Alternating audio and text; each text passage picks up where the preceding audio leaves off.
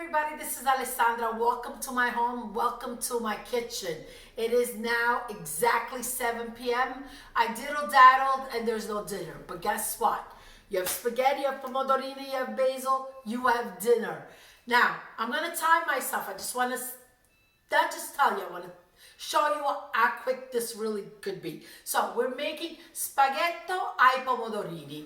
That is something that's very traditional in my area of Naples. I'm using a wonderful pasta. It's garofalo. I like it. It's from Gragnano, and it's also neighboring town to Vicequenze, where I was born.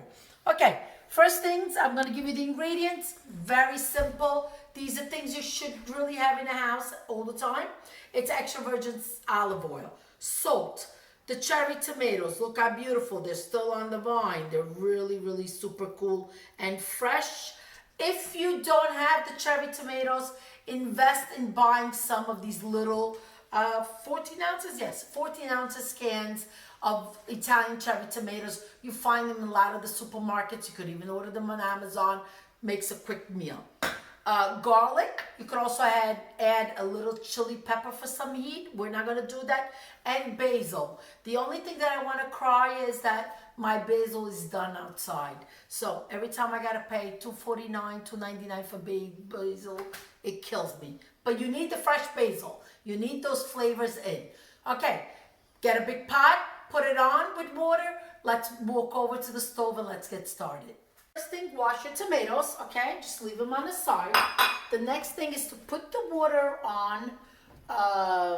Don't saute, you could do that later, but just get the water on.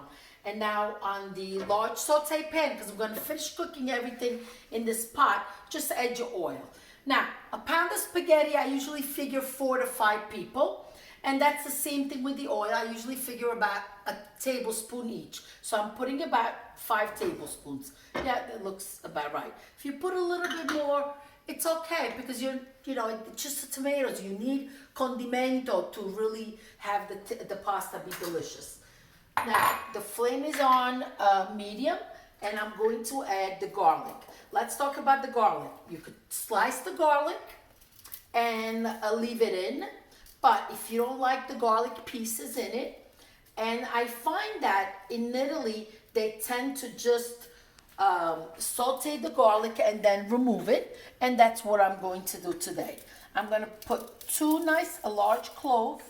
Guess what? This one, I thought it was another large clove, but it's, they're all attached. How beautiful. Leave it to Mother Nature. Just really nice. I guess these were triplets. And so, yeah, we got 2 nice cloves of garlic in. And as it heats up, you could see that all the aroma will make the oil delicious. I'm not going to put any hot chili peppers. And as that warms up, I'm going to start cutting my tomatoes. Of course, I've been cooking for too many years. I literally live in the kitchen. But if you're not comfortable, then prep your tomatoes ahead of time. If you're using the canned tomato, that's even quicker. Pop the can and just pour it in. So that buys you a little bit more time to maybe set the table. So here I am. I'm going to cut up my tomatoes and let's wait for the garlic to get golden. The garlic looks ready. I want to show you it's nice and golden. So since this is not a live studio audience, but it's my home, like I said to you, welcome to my home. This is a little trick. I take my frying pan, I move over by the sink, and voila, I add the tomatoes in. Okay, you want that frying, because that's what's going to release all the flavors out. Now, another step that's really important is add your salt. That speeds up all the juices coming out of the tomatoes. So I'm going to add about a teaspoon of salt. I think that should be good enough. I will taste it and let it cook. All right.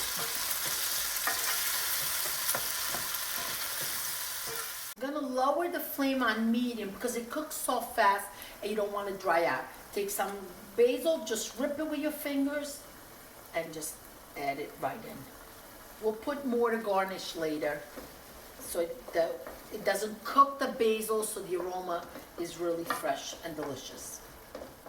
Water is boiling. The tomato is cooking. Let's get the pasta in. Okay? When you drop the pasta in, help yourself with the tongue and you want to submerge it in the water. Just give it a minute or so. I do check the cooking time on the package to give myself an idea. This is a dry pasta. It doesn't say, does it say? I can't even see. I'm so sorry. I wish I could see the package. I cannot read it.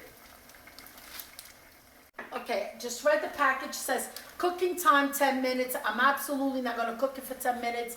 I'm going to do it 7, 8, and then finish it cooking in the tomato.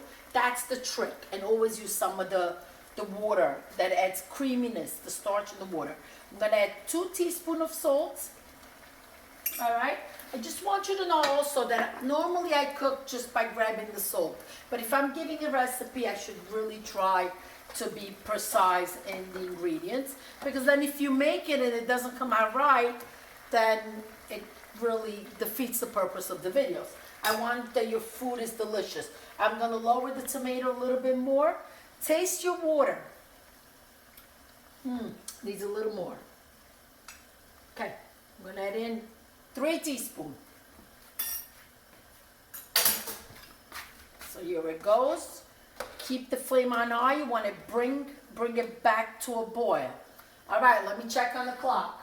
7:18. Okay. Okay, now I'm going to higher my flame under the tomato that I've lowered. Remove your garlic. If you like the garlic in it, you can leave it. We don't prefer, so I'm going to remove it. This is starting to fry, and if you come closer, I just want you to see the beautiful color of the oil now. That's all flavor. That's definitely all flavor. The pasta is ready because I'm going to finish cooking it in here. And let's start grabbing it and placing it in. You see the pasta is al dente. You could tell just by the way it moves that's still a little raw inside, and you want to keep it that way. You never want to overcook your pasta. Another tip, this is the time you start screaming for whoever's got to come and eat to come down and eat. You could send messages, but it doesn't work in my house. What really works is me yelling, and my kids will come, and they know that la pasta non aspetta nessuno. Pasta waits for nobody, because if it si squasce, which is overcooked, it's for the garbage. I'm not eating it. So, all right, ecco qui. Let me show you.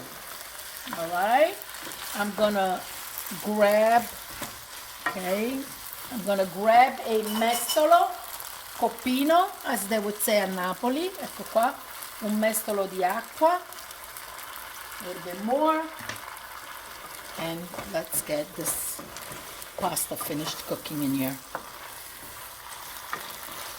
It might not seem like enough sauce, but believe me, it is. I used a pound of tomatoes. Now, as it dries up, it's going to come out creamy and, of course, delicious.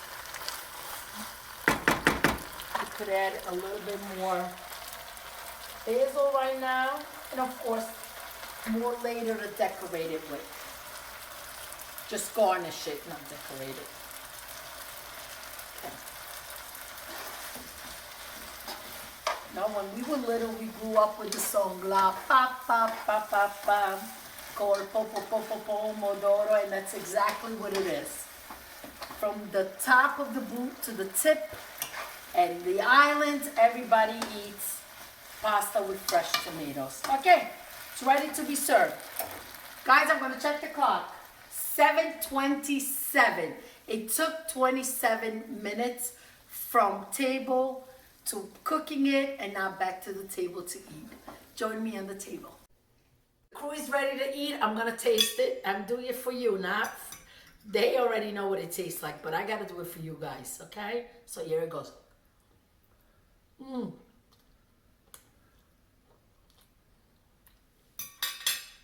Perfetto, delizioso, fresco, eccezionale, buonissimo. Thank you. Please subscribe. Hit the bell button. Lots of recipes coming up. I can't even talk. I'm mumbling. But anyway, Grazie, cheers, salute, alla prossima. Bye bye. Thank you for watching.